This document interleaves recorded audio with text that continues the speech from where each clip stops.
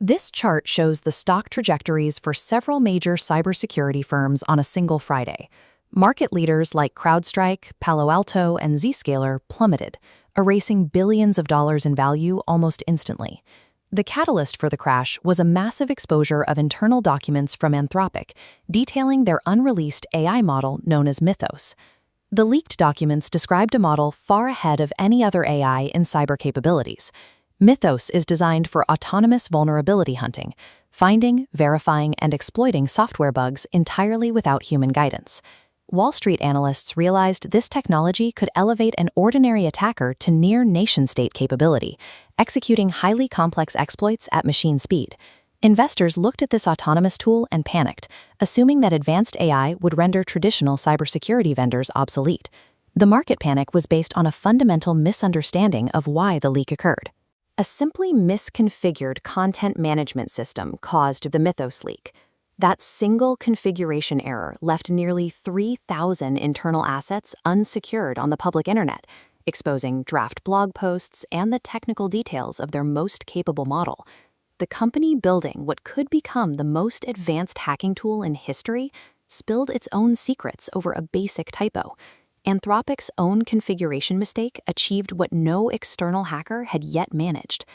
This sequence of events highlights the reality of modern cybersecurity. Network infrastructure and endpoints are no longer the primary vulnerabilities. The modern attack surface is people.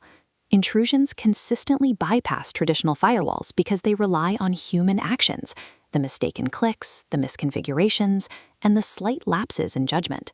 A massive, catastrophic data exposure usually begins in a very quiet, everyday moment sitting at a keyboard. Since these errors bypass traditional defenses, security increasingly depends on a company's ability to manage human behavior at scale. Integrating artificial intelligence into a company does not remove this human element. It multiplies the potential for error.